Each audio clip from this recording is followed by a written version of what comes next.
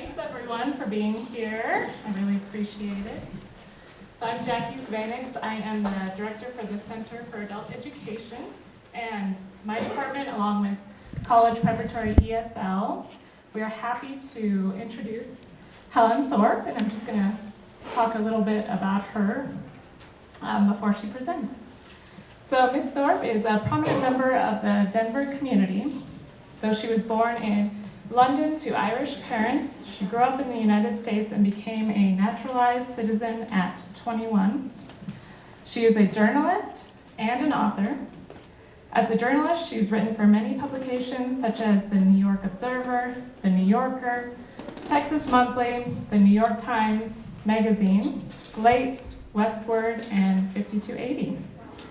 As an author, she has written 4 books: Just Like Us, Soldier Girls, The Newcomers, and Finding Motherland.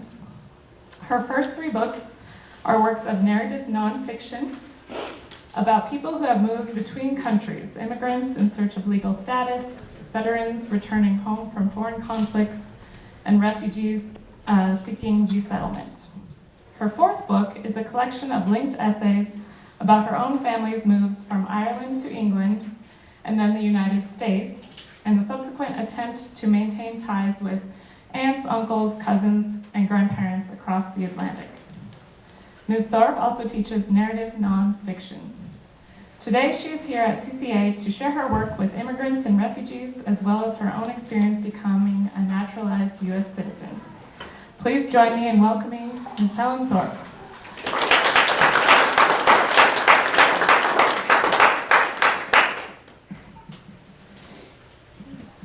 Jackie, thank you so much. Thank you all for being here. I have one microphone on my dress for Facebook audience. I have one microphone here so everyone can hear. And I'm here to give the best speech I can possibly give. But I wonder if we could begin with a moment of silence. I would find it really helpful to settle myself and to think good thoughts for peace.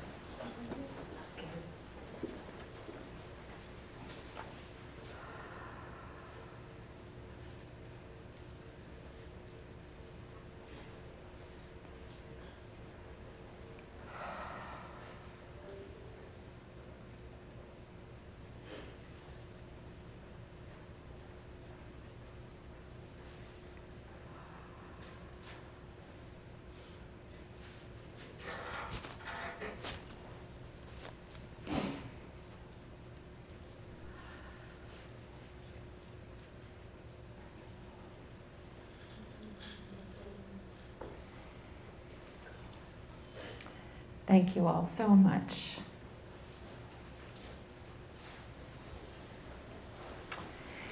So I'm a shy person who often does public speaking. And I keep in my pockets when I feel I'm having a stressful week something like just a stone. This is a stone from the beach near where my brother lives, where we had a family vacation that was very good.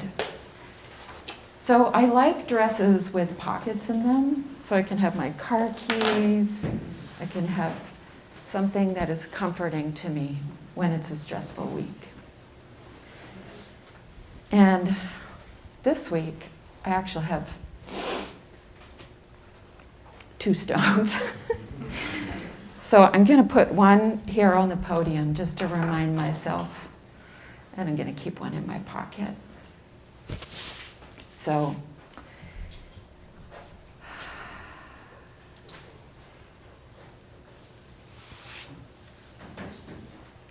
Jackie is going to wave at me if I talk for too long. I'd like to talk today. Oh, this is just unnecessary when I'm at the podium. I'd like to talk today about being an immigrant. If there's time I can speak about being what Americans like to call white. Though in my case, it's a little more pinkish with freckles, you know, more accurate description.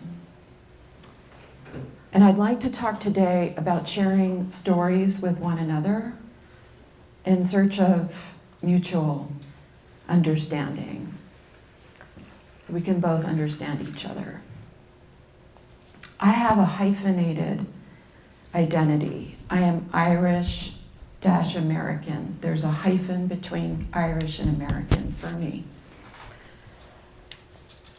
I was brought to this country by my parents in 1965.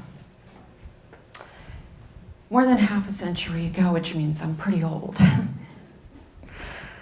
But I was just a baby when I was brought here, so I'm not that old. If you do the math, you'll see I'm 57.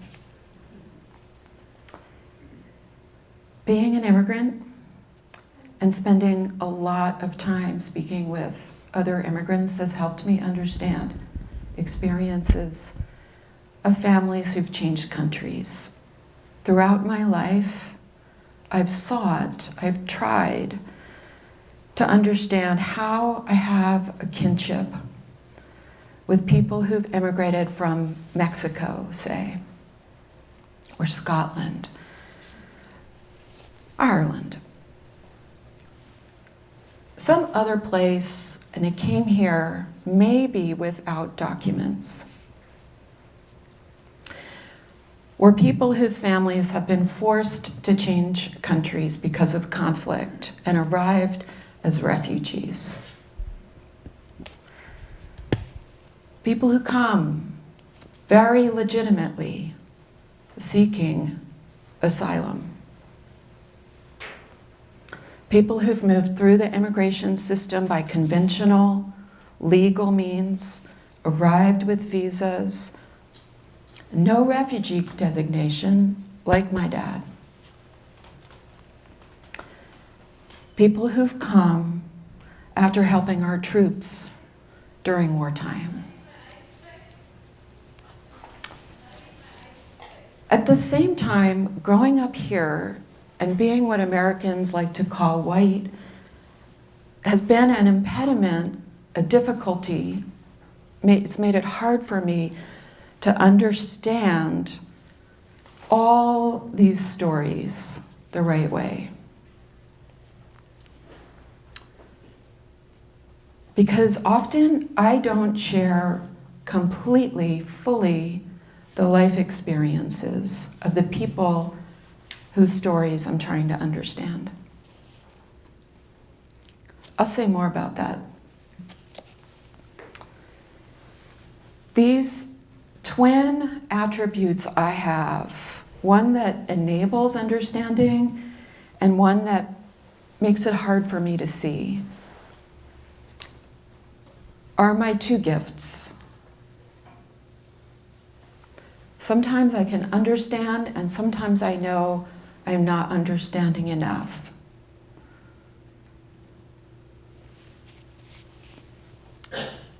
It's good to be aware of what you don't know and aware of not understanding. That can be something you can learn to cultivate. Through conversation, through sharing stories, and back and forth exchange, sharing my story, listening to other people's stories, I'm always trying to learn more. I asked myself this morning, should I stand here and say, I have these gifts? I'm very good at listening, and I don't always understand everything. Or is that just too complicated an idea, or will you not trust me?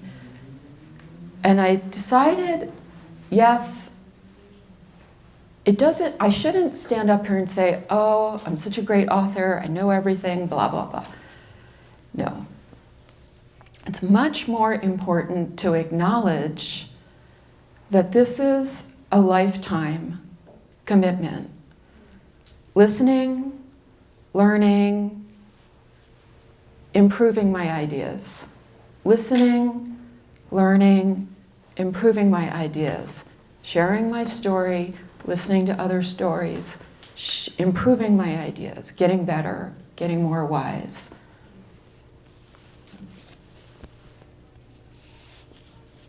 So,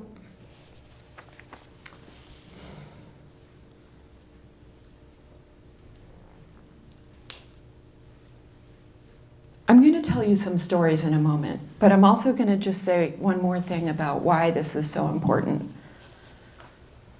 Listening, learning, improving your ideas.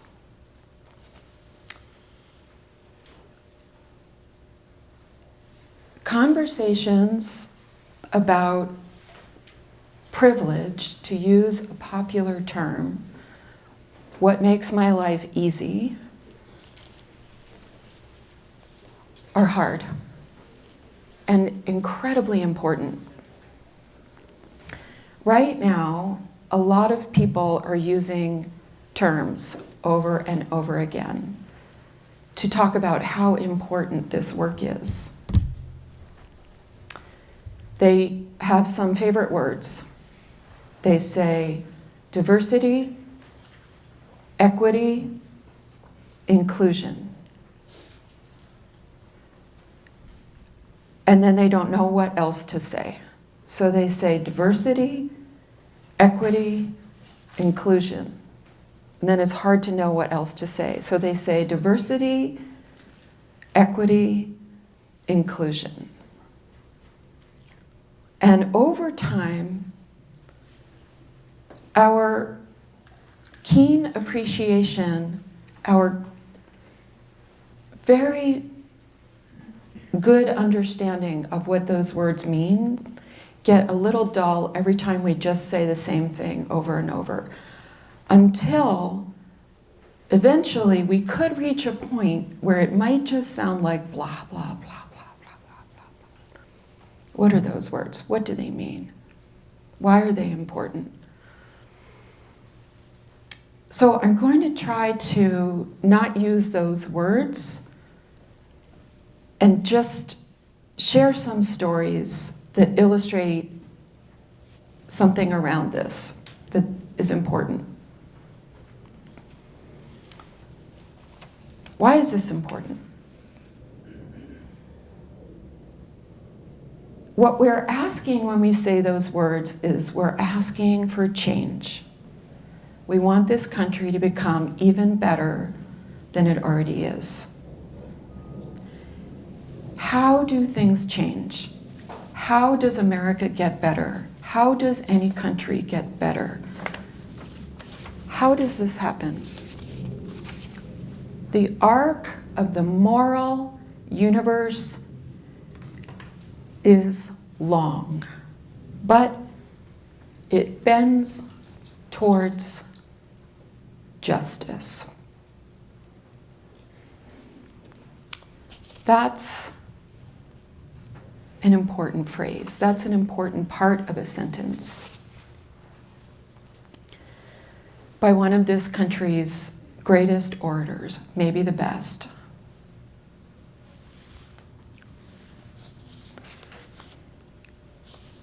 Martin Luther King Jr., National Cathedral, March 31, 1968.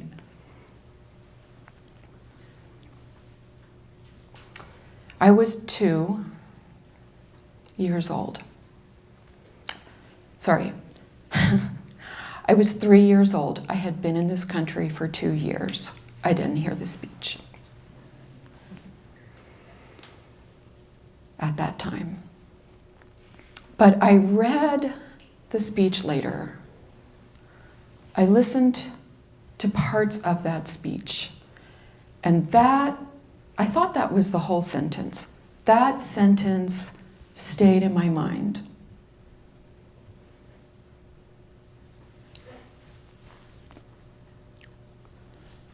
When I got ready for this speech today, I went back, I looked at that actual sentence. It begins, "We shall overcome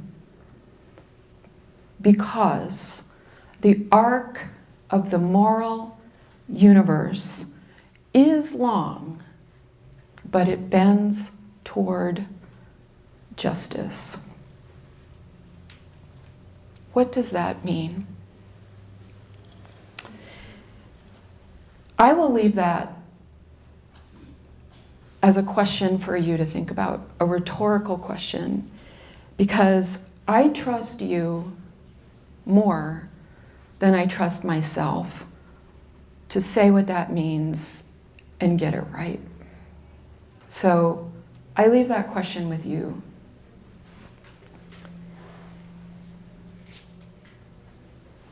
The interesting thing is that idea was articulated by somebody even earlier in American history, and King was answering back to that person. His sentence is the best sentence, but the idea of a moral universe, a universe with justice, a universe with equity, this idea is one we've been having a conversation about. I can say more about that in our question and answer if you want to ask me a question about that. But I trust this room more than I trust myself to say, what does that mean? The arc, the curve of the universe is really long. The curve of time is really long, but it bends towards justice. You can tell me what that means. So, my struggle this morning trying to figure out what can I say? What could I share about my journey that would be helpful on the journeys that you have? What could I possibly share that would be useful? I wondered what has been helpful to me. What could I share or give you that would equip you for your journey? What would be good to carry? What has been good for me to carry along the way in my pocket or to put right here to say, let's settle, let's be thoughtful, let's be peaceful. Let's make the right choices. Okay. Well, because I'm Irish American, I have a very Irish communication style. American, oh.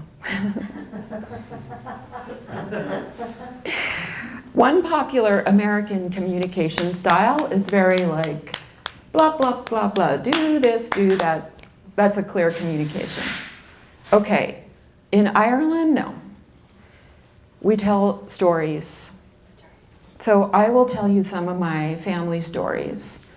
And in Ireland, we tell stories because we're like, do you understand what I'm saying? Here's a little bit of my story. Do you understand what I'm saying? Okay, here's a little bit more of my story.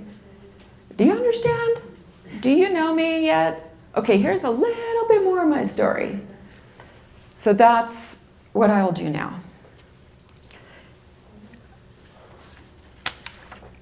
Okay. So I was born in 1965 in London, England. My parents had changed countries one time already. They were about to change countries again. Both of my parents had left their home country of Ireland. They were both living in England when they met each other.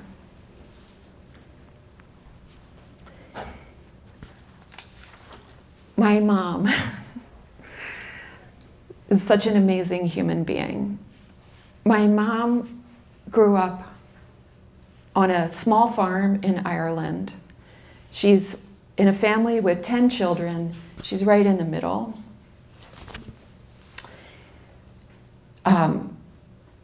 They had cows, they had chickens, they had all the animals that were common then, and they also were growing different things. Today, that farm is still in our family.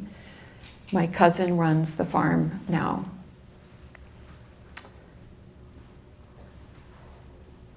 And today, they just milk cows only. That's now a better way to farm. There in Ireland.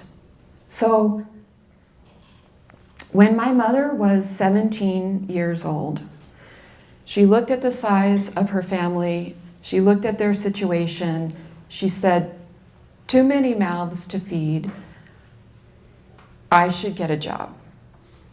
She left the farm, she went by herself to London to study to be a nurse.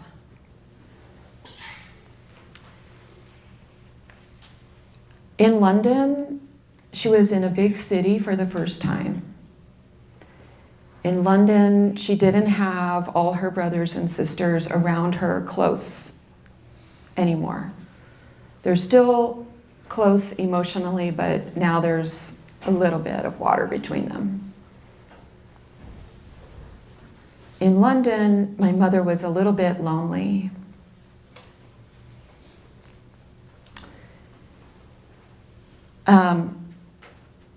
In London, my mother looked like everybody around her for the most part, but she had an Irish accent.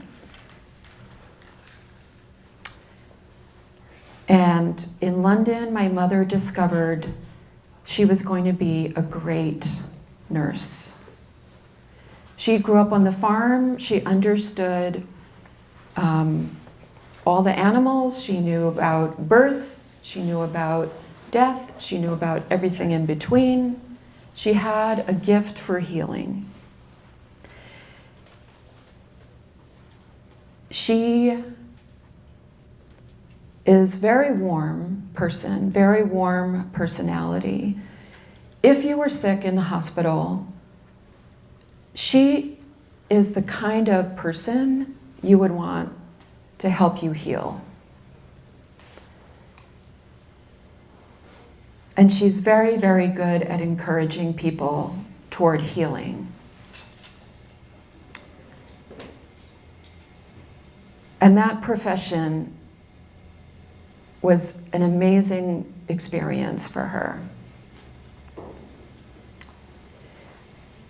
My father had a different life in Ireland. My father grew up in a city, grew up in Dublin. My father lived on the north side of Dublin. It's working class. People are very proud of being from the north side of Dublin. They work hard. If I say they were poor, my family will get mad at me. So they are working class. They're very proud. My father, his father had been in, his father was trained as an engineer. And after working in the British Merchant Marines, he worked at Dublin Airport. My father decided to become also an engineer. He got a degree in Dublin. After he finished his college degree, his training, the jobs were not so much in Ireland back then. Back then, Ireland was not a rich country. Back then, Ireland was struggling. In their lifetime back then, most of the jobs were in England. Today, Ireland has a lot of jobs. It's a very wealthy country. Not in their lifetime. Back then, a lot of people were moving to London for work. So my mom got invited to a party, and my dad got invited to a party, and they got to the party. It was only Irish people in London, just all Irish people. All the women, nurses. All the men, engineers.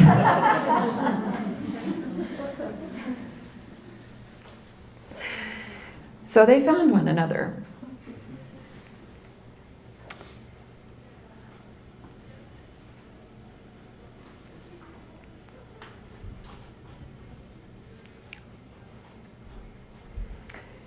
And soon after that, they decided to get married 1 year later.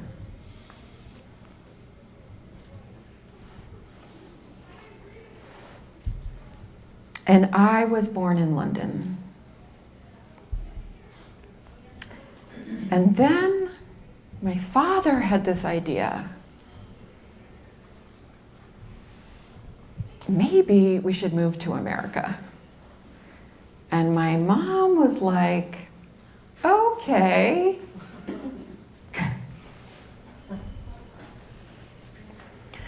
So my father was like, well, I think it's going to be great in America. And my mom was like, okay. So my father was like, this American company is recruiting me. I already work at the BBC in London, and this American company wants to hire me. It'll be great. And my mom was like, that's really far away. Right now, I can get back to my family in Ireland pretty easy. America's really far away. And my dad was like, we're going to fly there. You can fly back.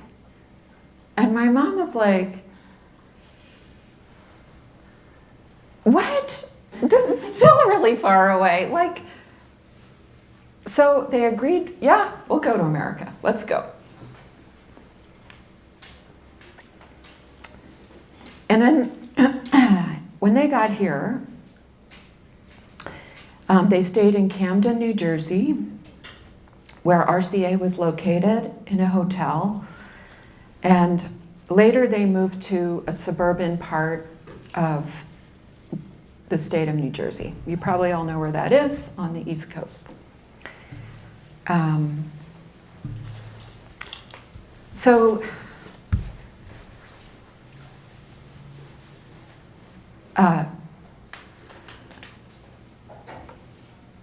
In addition to me, they have two more children, my brother and sister, who are twins.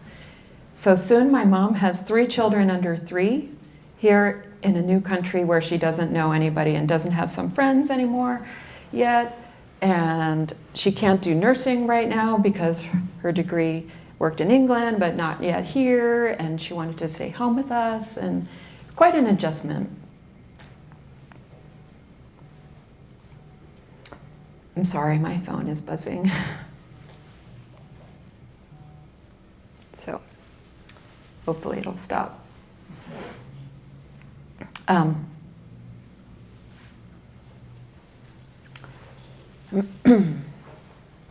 can just turn it off if I'm doing well on time by your standards.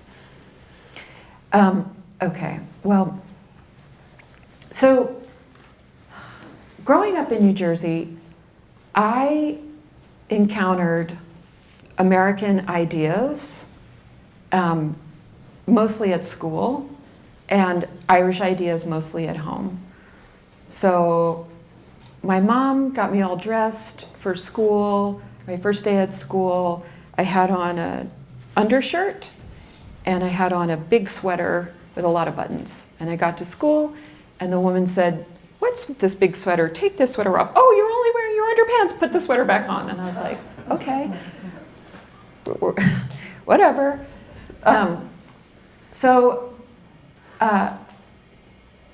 At school, many years later, I also started, to try to answer the forms that you get in America. We like forms, we like documents with categories.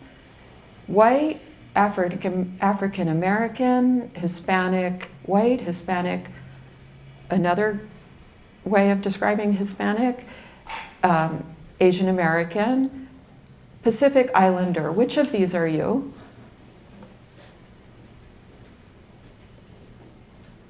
I don't know. I don't use those terms. That's not how I identify. I don't call myself any of these things. What should I say? That was my first response to the forms. And I said, other. And then I wrote Irish. I did that too. You did it too?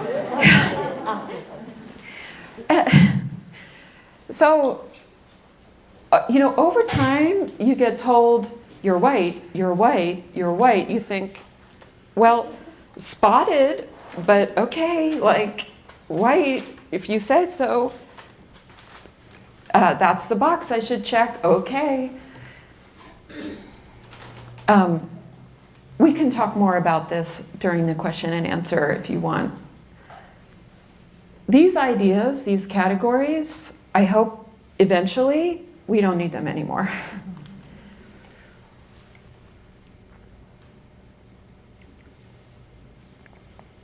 But for right now, whenever I have to fill out an official form, I try to answer in a way that I think will be helpful. I do the best I can to describe myself so that whoever needs that form can do their job. In America, we like forms. In America, we like categorization. Is that a good thing? We can ask those questions here. I don't know. I trust this room to know even more than I do about whether those forms are asking the right questions. I don't know. But I am so glad my parents chose a country where we can ask these questions, where we can have this conversation, where we can have an exchange, a back and forth. We can talk about these ideas. Are these good ideas? I don't know. Are these the right terms? I'm not sure. What terms would you suggest? Do we revise them? Do we keep them? Do we hold steady? For how long? Where's justice? How do we get there? It's a long journey.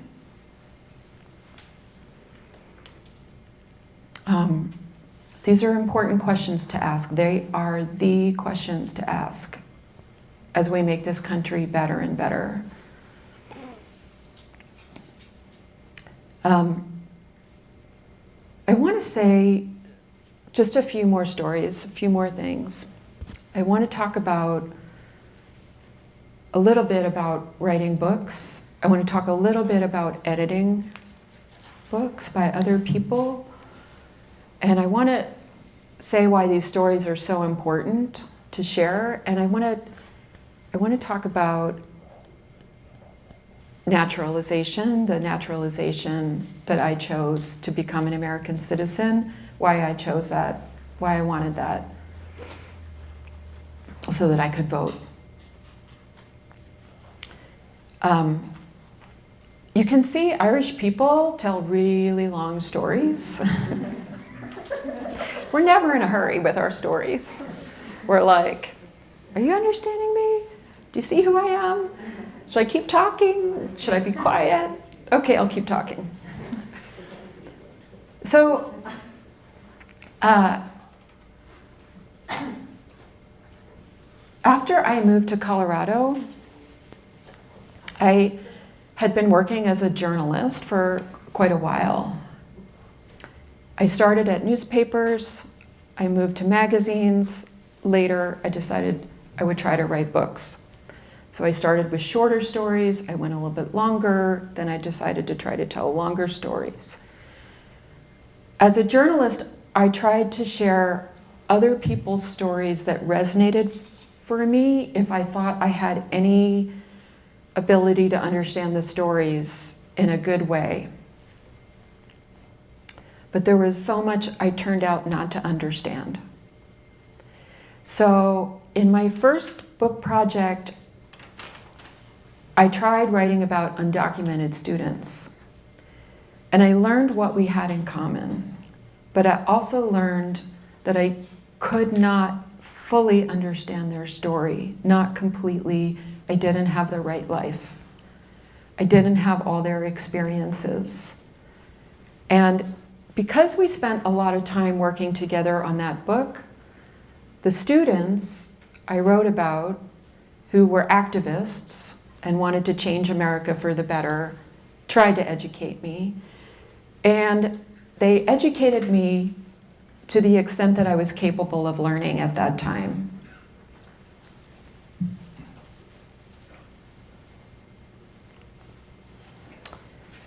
And the book that I wrote about their lives is a book that somebody like me would write, doing the best she could to possibly understand these stories, when I had not ever been without documents myself, and when I had not encountered the very difficult side of America, the prejudices that some people have, when I had not personally experienced that for my whole life. Not ever, not one time, not myself, not in my lifetime. Not Irish people in my lifetime. The subject of Irish people and their history in this country is one we can talk about if you want later. In my second book, I decided to share the stories of some women who had served in the military and been asked, when they didn't expect this, when they first said, yes, I will sign up for the military because I want to go to college, or I will sign up for the military because I need an extra paycheck. They wanted to serve this country. And I admire so much these women, what they did. I admire so much the undocumented students. And I admire so much the refugees whose stories that I've tried to share. These women were sent overseas to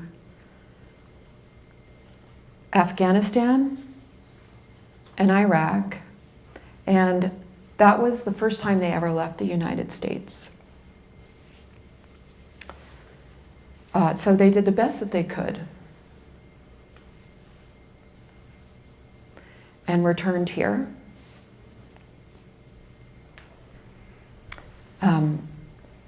So that is also, if you have questions about that book, I could try to answer those. In the third book that I wrote, I tried to take the subject of immigration or changing countries and the subject of conflict or war and write about refugee resettlement, which I saw as those two things combined. And if you have questions about that book, I could answer when we have questions and answers. Then I stopped writing books like this. I tried to gather some essays about my own family and our experiences. And today I have mostly been editing. There's 2 books I've worked on. And the one I will tell you about is written by a refugee, and it's still only in progress. Still, he's halfway maybe. And then I think I'll try to talk about the naturalization, or we can even save that for the question and answer. Bahati was born in the Democratic Republic of Congo.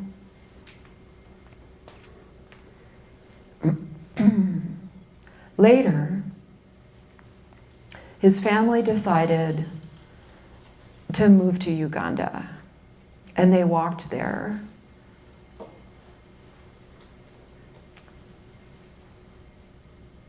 Then his father stayed in Uganda to see if the refugee camp would be a good place. Then Bahati's mother and Bahati and the other children went back to Eastern Congo for a little while. Then they were able to reunite.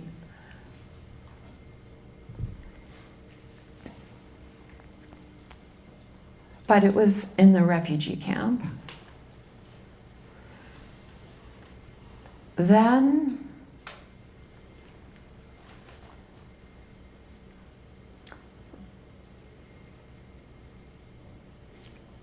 Bahati decided to help everyone in the refugee camp that he knew.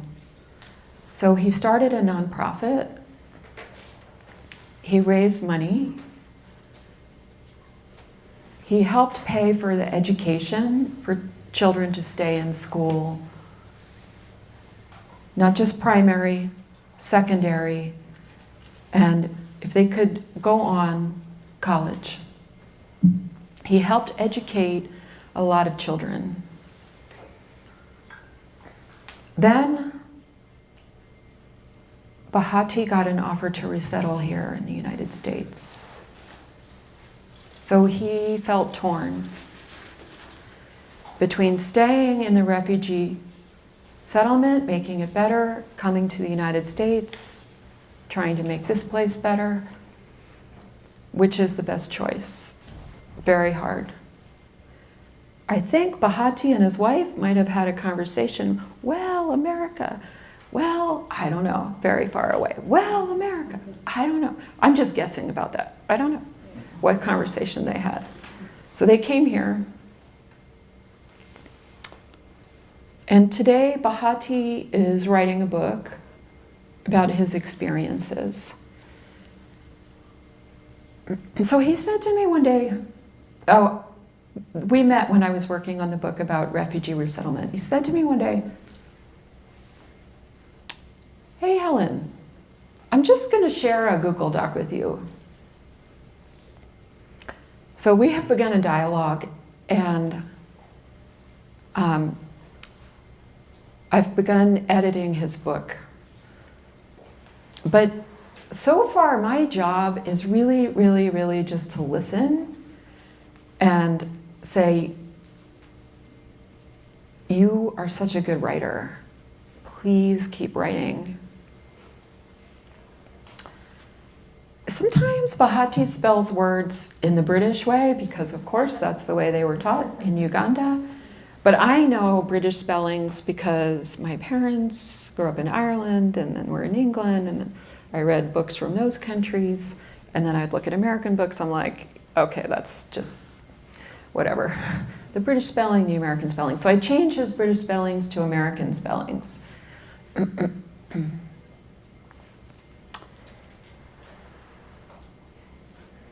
If, like, he's telling the story, he gets swept up and he forgets a little bit of grammar, I do a little bit of grammar. Otherwise, I just try to listen and say, "Bahati, you are such a good writer." It's his first book. And he has not worked as a journalist all his life. So I think maybe he finds it helpful to have a guide along the way to be like, well, a book's usually written like this. Usually like chronology is really important. So time-wise, start in the beginning, middle, the end. Later, if you want to rearrange it later. But just tell the story all the way through one time. Then you can decide what order. I tell him, "Bahati, if you want to write a book and have a full-time job at the same time, like you're doing right now, working at a refugee serving organization, helping other refugees, maybe you could write just a little bit in the morning, maybe just 1 page each morning, 2 pages each morning. It doesn't sound like a lot, but actually writing a book this is the best way. You'd never want to write a book really fast and write the whole thing in like as fast as you can. It's too hard. You're telling a really long story, write a little bit in the morning, write a little bit in the morning, and then you have to go to work because he has to keep a roof over his head. He has to support his family. So he has many things on his plate, and I can just support him offering any advice I have for him.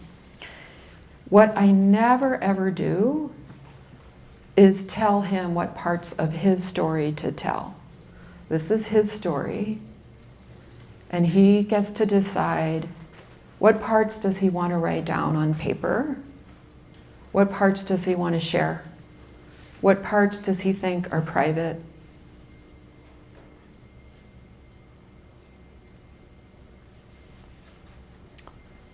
So those are his decisions.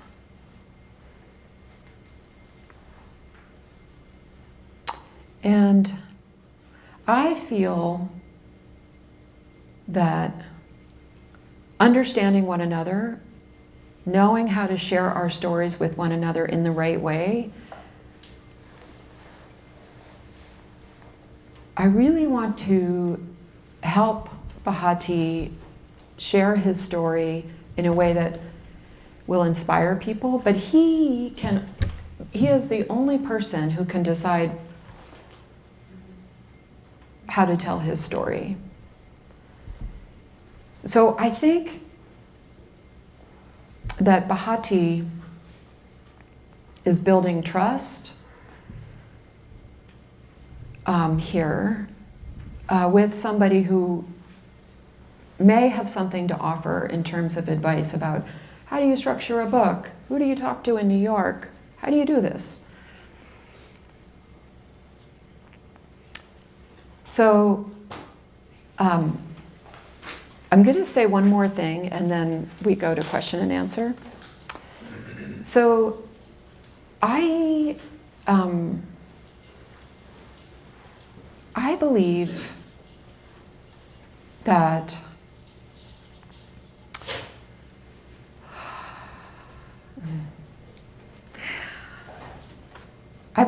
one thing that I've learned that I would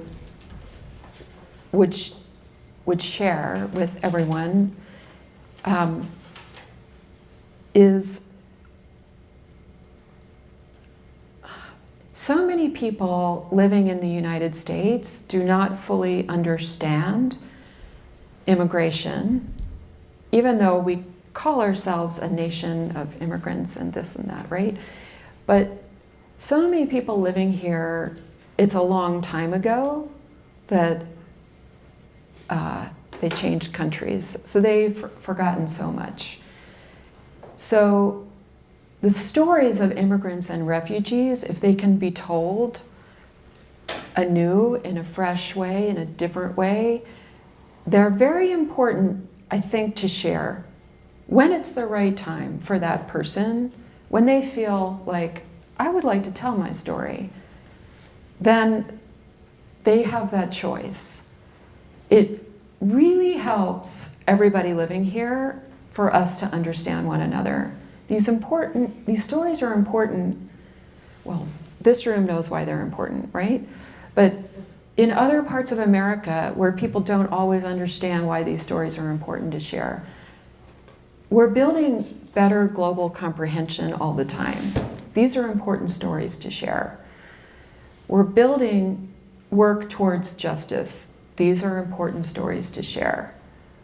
We're building unity. These stories help us on the path.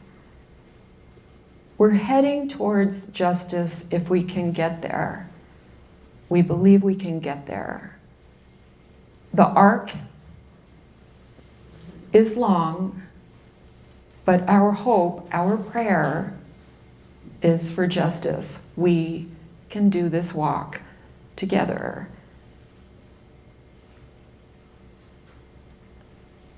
So that's probably a good place to end. I never even got to my citizenship process, which is exactly what you asked me to talk about. But we can do that during Q&A. So, if anybody has a question, just raise your hand. If we need the mic, I can try and bring it around, but I think it's small enough. So, does anybody have a question for this book?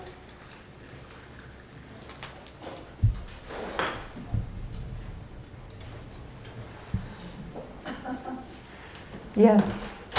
Is that Dr. Brownlee? It is. Hi.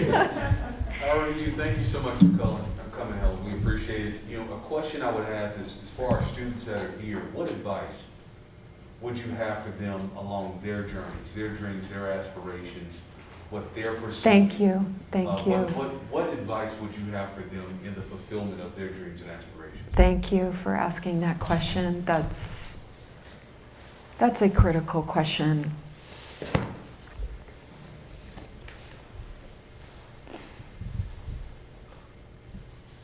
So there's an Irish kind of cultural answer I could give, which would be very long, and there's an American style, like popular here idiom that would be very short. The short answer is get a degree,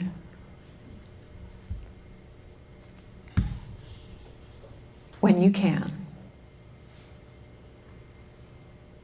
Get a degree right now.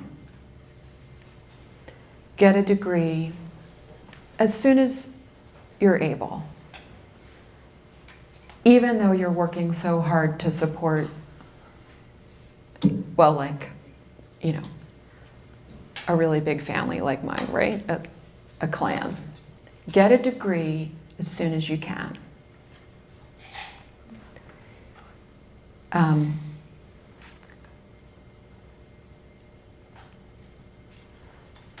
Get a degree if you need to work at the same time that you're going to school. Get a degree if your job will help pay for it. Get a degree. Get a degree as soon as you can.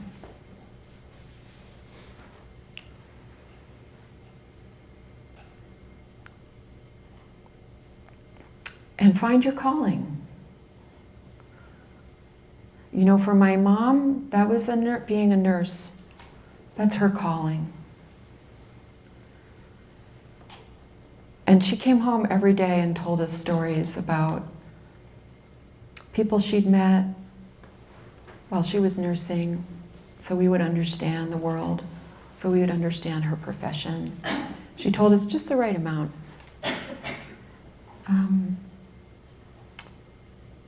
For my dad, his calling, well, I'm giving a long Irish answer, aren't I? Okay, so my dad went to a school where he learned in a language that was not his first language, okay?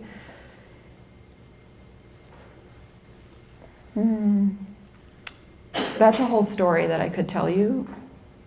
Yes? Okay, all right. Does anybody feel impatient and want to ask another question, or should I keep going with my dad's story? Okay, all right. So my dad, his first language was English. So my dad, growing up in Dublin, after 7 centuries of colonial rule by Britain, the original language in Ireland was mostly lost, except for some parts of the country where it was still spoken. When my dad was growing up, it was called Gaelic, and that's the term I will use probably, but today people call it Irish because there's Scottish Gaelic, there's Welsh Gaelic, so Irish or Gaelic. So my dad, he went to Christian Brothers School. This is a Catholic order that, a religious school where the priests had created the order to educate poor boys. I think they should have educated girls too. But anyway, so my dad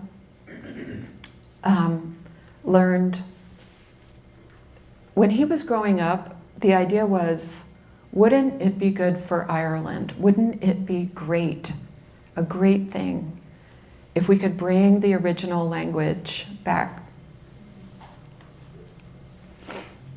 Gaelic.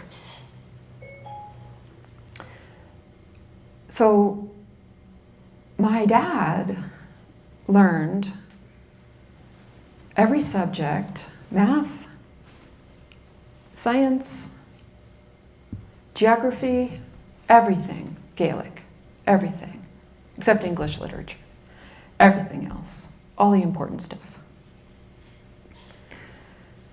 Okay, I love English literature, but anyway. And he was so good at Gaelic that he actually won a prize for knowing the most Gaelic vocabulary of anybody in Dublin at one time in his life. So I believe my dad could have become a writer. He could have been a poet. I think he loved language. But his dad was an engineer, and his dad believed, and he believed, and everybody in his family believed it would be better if he pursued a job in technology. That was the way to have economic stability. And that was the degree my dad chose. And then he did realize he had a calling, that he's very good at communication. So what his calling became over time was communicating with people about technology, explaining technology. As an engineer, to other people who didn't understand engineering as well as he did. That was his calling. Should I keep going, or is there another question? I'd love another question. So my message was, stay in college when you can, get a degree when you can, find your calling. And in terms of who to listen to or who should be your guide, build trust. Follow your instincts for where does trust lie. You know better than anyone who to trust. What direction to go in, follow who you trust. That's like the short version of my message. Sorry, was there? Yeah, I just have a question that perfectly builds off what you just shared. You are working with an immigrant from Congo to write his story, yes? I am working with a refugee originally from Congo. He would like to share his story. So you shared that you don't tell him what parts of his story. It's his story. How do you help guide him or help him make decisions about? Those are his decisions.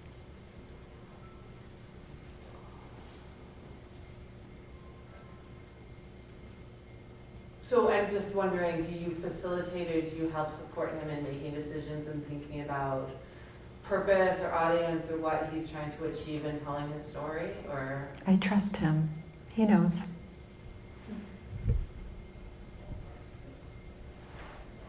If he doesn't know, maybe he'll ask somebody, but maybe not me.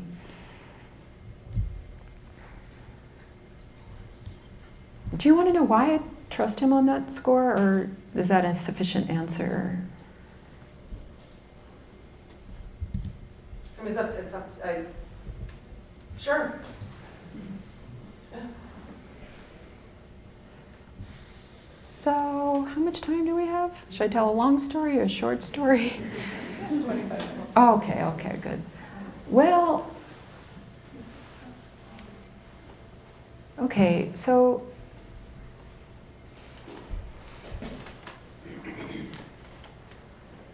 long stories are kind of old-fashioned, like me. You know, I still check out books from the library, like paper books. So when I was working on my third book, Bahati gave me a little course correction, a little nah. He gave me some really good advice.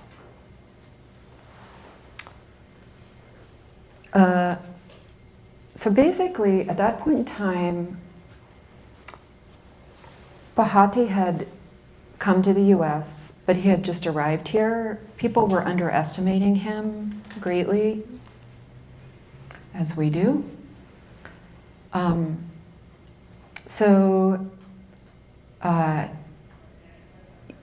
He was doing like menial work. He was doing hard work in Newark, New Jersey. He was putting a roof over his head and the head of his wife and family. And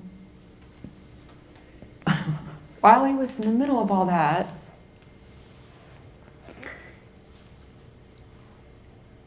he got introduced to me through a friend of a friend. We chatted a little bit on the phone. I said, actually, I'm going to be visiting my parents at such and such time. I could actually come to Newark if it's good to meet in person. And he was like, yeah, that'd be good. So I was heading down there. I'm like, Mom, would you like to meet Bahati? Yeah, I'd love to meet Bahati. I told her his story. Okay, we went together.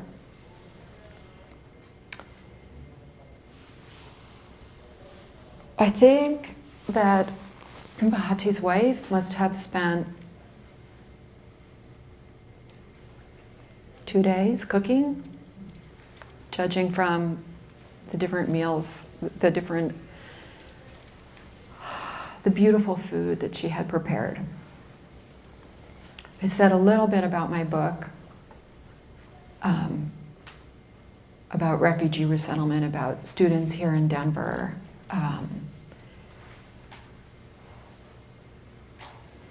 We had a beautiful meal.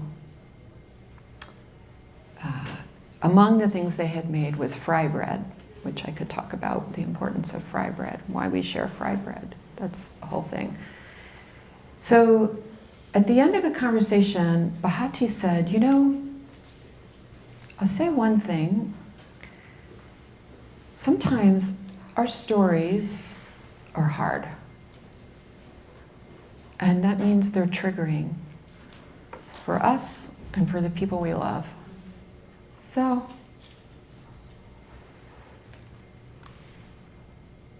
you should know that.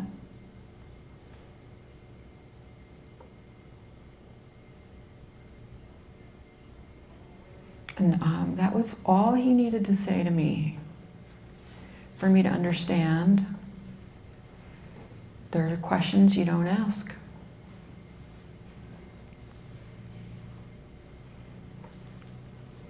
This is Bahati's book that he's writing. He decides what's in the book. And what he really wants to do is tell a story that is uplifting. A story that will give strength to other people. He wants to explain the difficulties, but he wants the story to encourage people. So,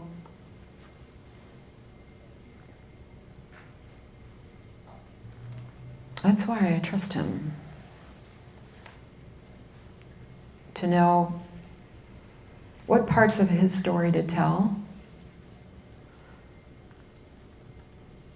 to whom, when. Maybe, this will be his book. It will be his book. He will decide.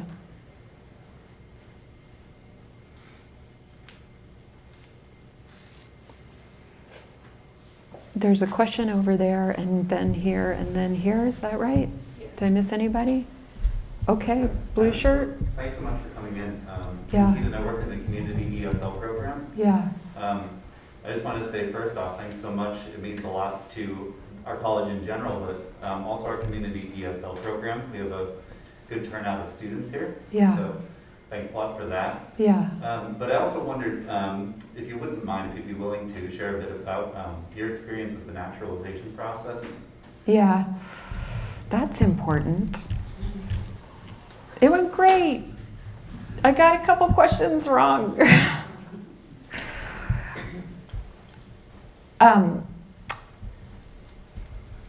You know what?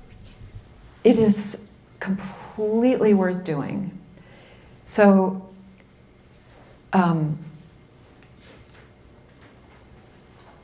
it is,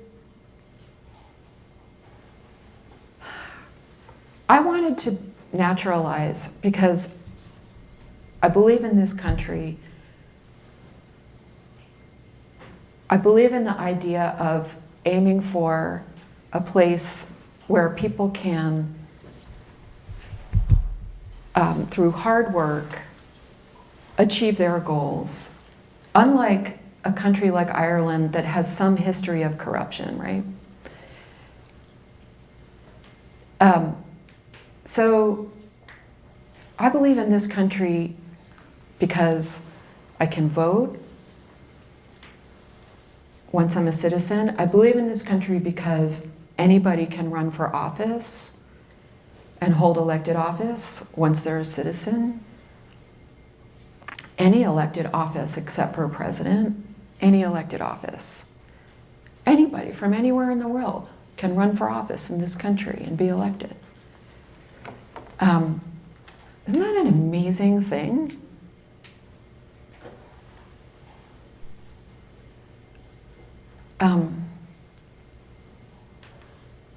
I believe in this country for so many reasons. I did not have the struggle of trying to do the test. Like, my native language was always English. So I understand the hurdle that others have faced, that, you know, in all these conversations I've had with various people, I know the difficulty. I've tried learning Spanish and really bad at it. We could have a conversation in Spanish, you'd see just how bad. You might forgive me, but boy, my Spanish is really needing improvement. Even though I've tried so hard to learn and taken so many classes, but I started really late in life when I was older.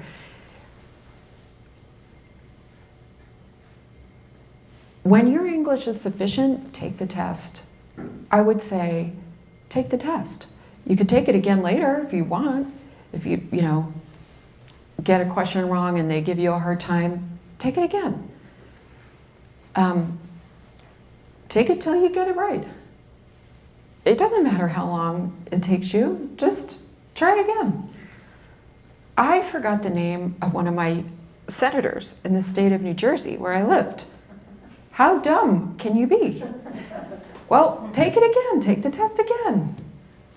I forgot the name because I was really nervous. Just go take the test again. The test is just one hurdle.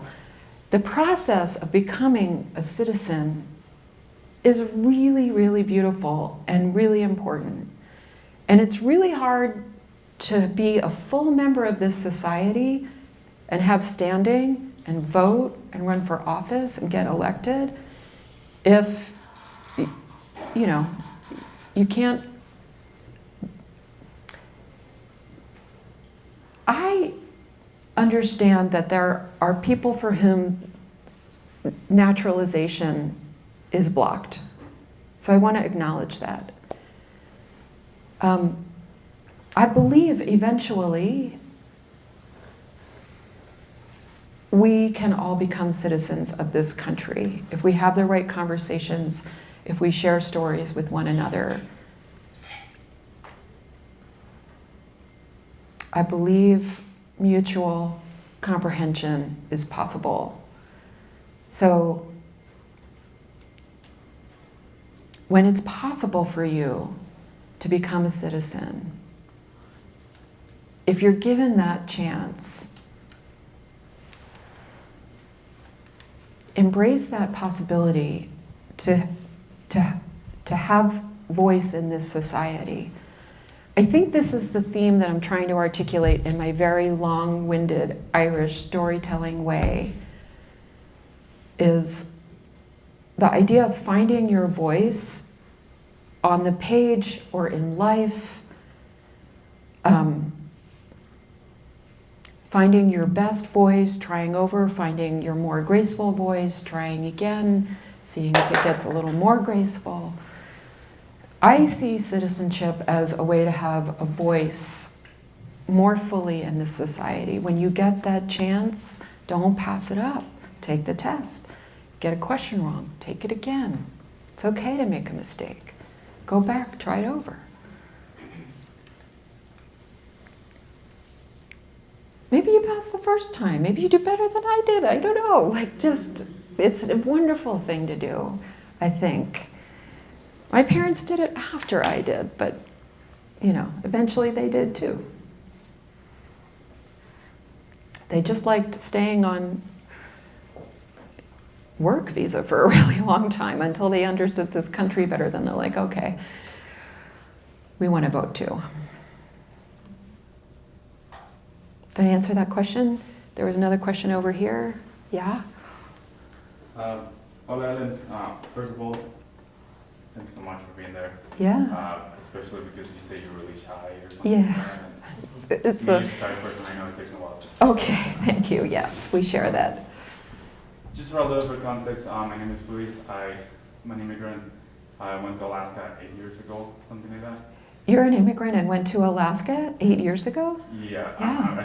I'm still a resident. Okay. And my question goes along about this. Yeah.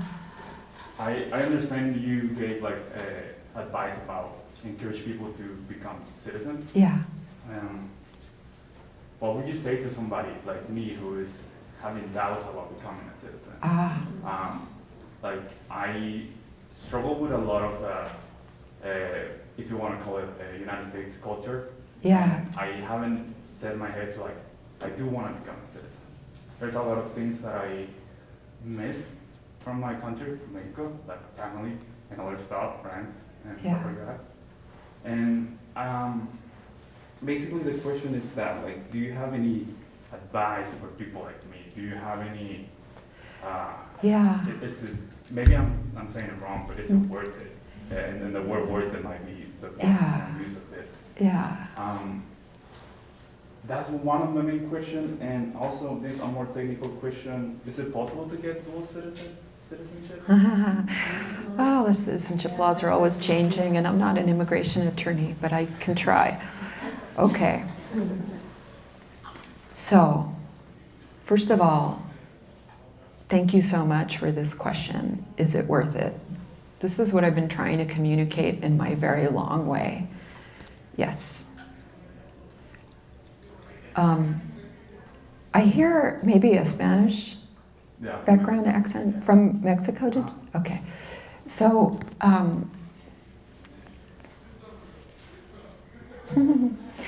should I try a little Spanish?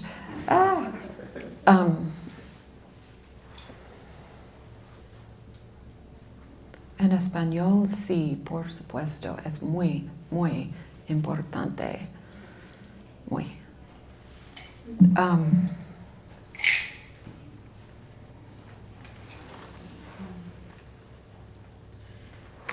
I believe that citizenship for my family, the reason I think it's important is it gave us peace of mind, a sense of security, a sense that we are fully embraced here and we can stay here. It brought us that peace of mind, and it enabled so much.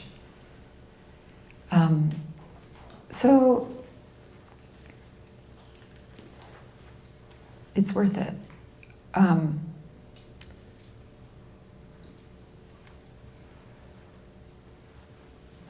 I want to acknowledge that because I grew up in this country from the time I was 1 year old.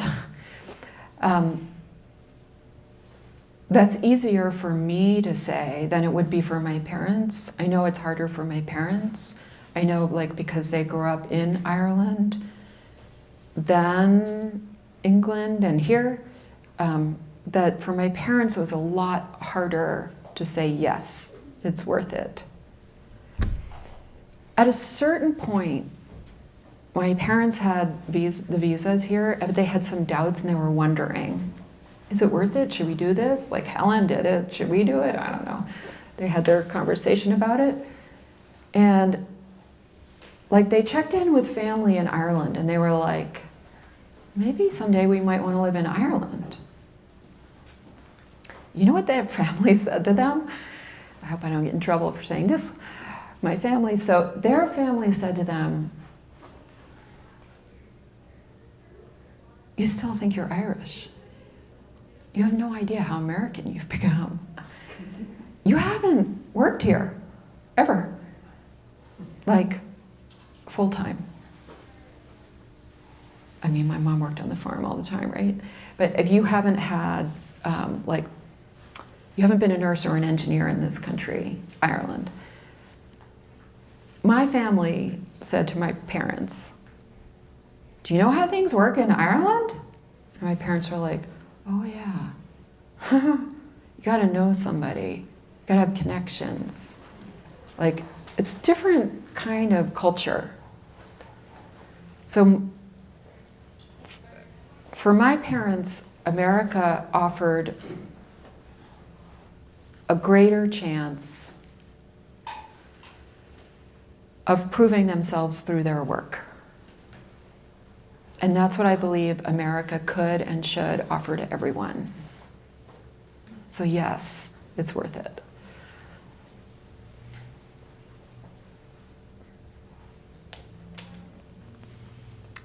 Thank you. Yeah. Oh, did We have about 5 minutes left. okay, so here and then I forgot somebody. I think their hand was up first. Okay.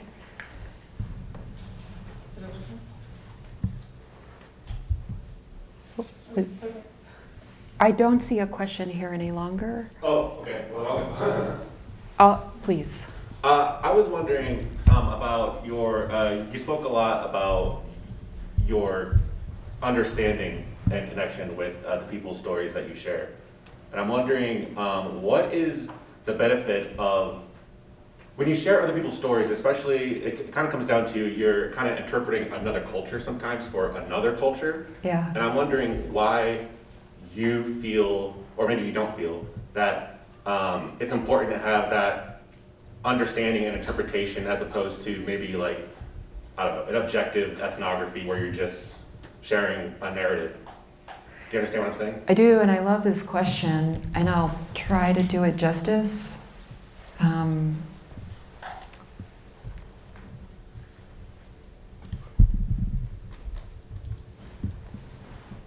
When I say find your calling, there's a chance there's a storyteller in this room who wants to write her book, their book.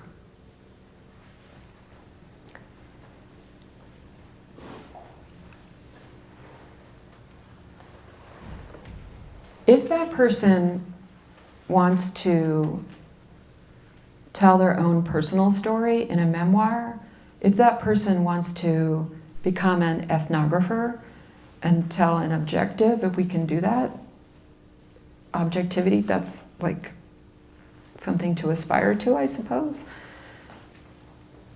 That person could become an ethnographer and try to share stories of a culture. Perhaps, I don't know, there's somebody in this room who wants to become a journalist. Personally, these days, I find the news media rather stressful, even as it's very important that I understand what's going on in the world. So if you want to become a journalist, you need the strength and stamina for that profession. Maybe somebody here wants to do that. Our ability to tell stories in a good way will be ever more improved when people have the right life experiences and we have everybody in the room, right? So, was your question, did I answer your question fully, or is there part of it that I didn't address well? I guess I was kind of hinting at what you think the comparisons are for putting, yourself in your stories, as opposed to, not having yourself in your stories. Ah, Like you yes. said, being objective, quote unquote, trying to be objective, that's what you aspire to be, but, Yeah. does that make more sense? Yeah. So when I worked at newspapers and later at magazines, I was taught in the journalism profession that we were supposed to aim for objectivity and not put ourselves in our stories. Later, I came to question that premise, and I felt if I put myself in the story, at least the reader would know a little bit more about who's telling this story, and therefore what insights do they have, and where is their inability to understand fully. So I see myself as imperfect and flawed and in search of wisdom and succeeding and failing and trying again and making a mistake and going back and trying again. And I think if I put myself into the story, the reader can know a little bit about me. What was my life like? How is my life the same or different than people whose stories I'm trying to share? The one book where I did not put myself into the book at all, so in my work as aiming for a journalistic accuracy as best as humanly possible, but putting myself in the story as a narrator was the model for books 1 and 3. But in the book about the military, I did not put myself in the story at all. And I could say why, but that's a whole additional part of this. Does anybody else have another question, or should I try to finish? Looks like we have one more. Yeah. So to wrap up my answer here, before I go here, I would say that I didn't have military experience, and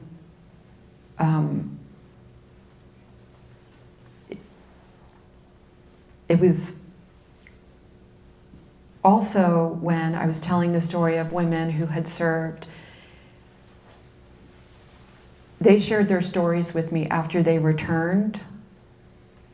And so there was no time where I was with them overseas. So there was no way for me to really put myself in that story. I wasn't there. So they shared with me their stories, their photographs.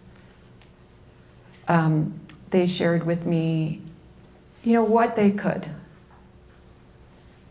Everything they could.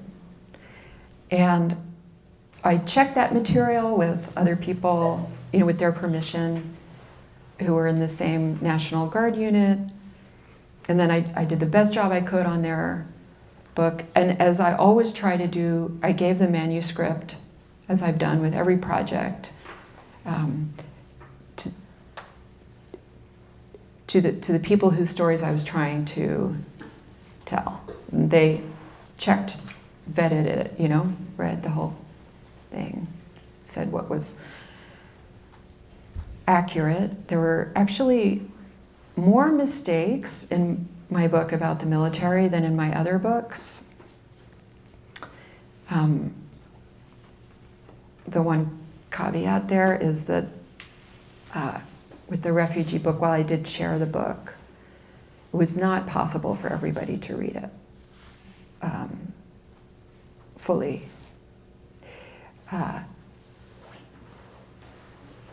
So that's my attempt to explain putting myself in as a narrator. What I've learned along the way, again, is what abilities I have to listen and what I don't know, and the importance of admitting what I don't know and my imperfections. And so, yeah, that's probably as full an answer as I can give. I'm sorry. No, I just have a very quick question. Yeah.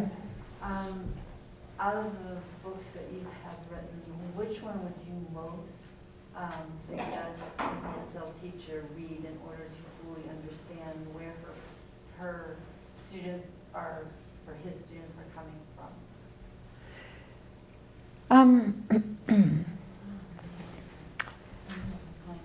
May I ask, are you an ESL teacher? Okay.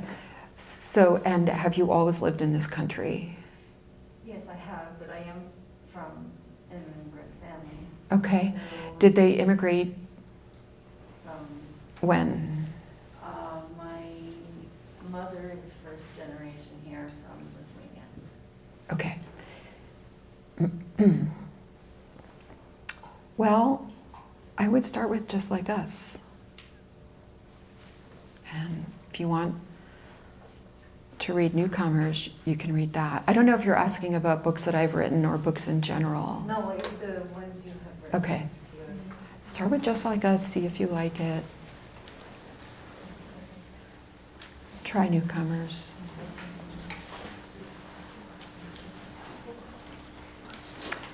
But may I suggest that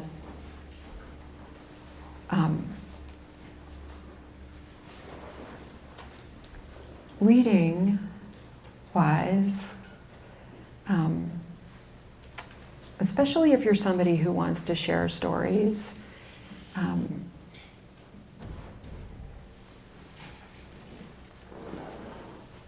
you know, there are a lot of other books you could consider other than mine. My personal belief is, like, my reading list, and I'm not an ESL teacher, but my reading list for me, I really enjoy alternating between books from my parents' home country. So I do read a lot of Irish books, and books written by people from other countries who've also immigrated here. And then I try to read books about social justice in the United States.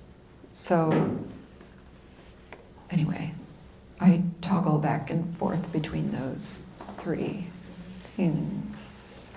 And my favorite Irish book, if you want to know more about Irish storytelling, is called This Is Happiness.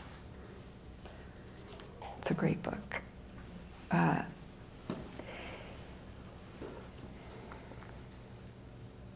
I don't know, did I answer your question? Thank you, everybody, for coming.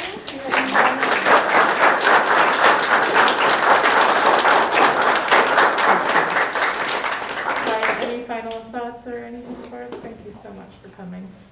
You're so welcome. I was going to ask the home country and if you've read books from that, but that's just a conversation we could have whenever.